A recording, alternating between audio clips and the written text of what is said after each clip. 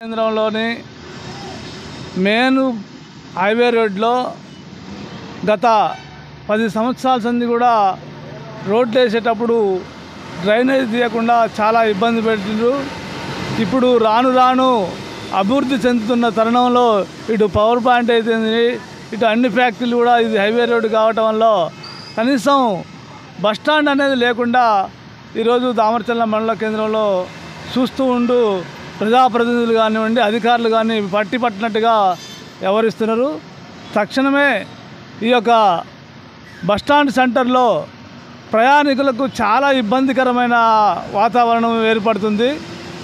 ఈ యొక్క డ్రైనేజ్ లేకపోవడంలో, ముందు చూపు లేకపోవడంలో అధికారులు ముందు డ్రైనేజ్ వేసిన తర్వాత రోడ్డు నిర్మాణం చేయాల్సింది పోయి, రోడ్డు వేసిన తర్వాత డ్రైనేజ్ చేస్తే వేయకుండా పోయి చాలా ఇబ్బంది పాలు చేస్తున్నారు జనాల్ని.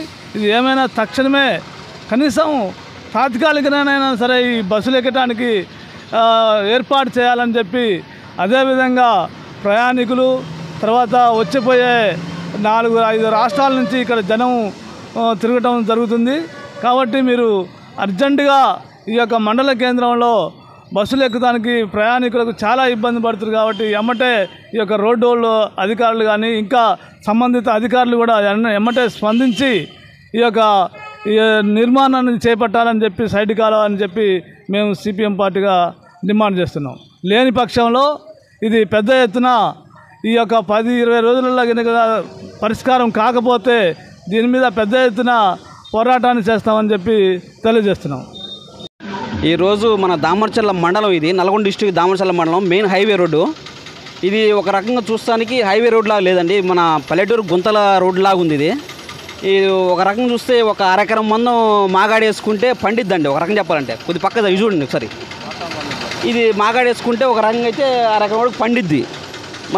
మీరు రోడ్డుకి రామ్కి వాళ్ళు పట్టించుకోకపోతే మేము అదే పని చేస్తామండి. అరెకరం మందం ఎవరికైనా కౌలుకి ఇచ్చి, రైతుకు ఒక అరెకరం బేదోడికి ఎవరికోడికి ఇచ్చి రైతుకి ఒక కౌలు కింద ఇద్దామని చూస్తున్నామండి. ఎందుకంటే గత 10 సంవత్సరాల నుంచి చూస్తున్నామండి.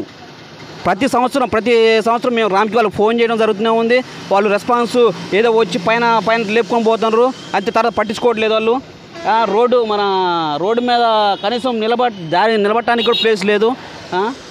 ప్లస్ బస్సు ఎక్కే వాళ్ళకి కానీ, వచ్చే వాళ్ళకి కానీ, పోయే వాళ్ళకి కానీ కనీసం చూడండి, మరి బుర్ర చూడండి, కనీసం చర్య తీసుకోండి. లేదంటే మటుకు మేము చేసేది మౌనం, ఏదో రాస్తారు ఒక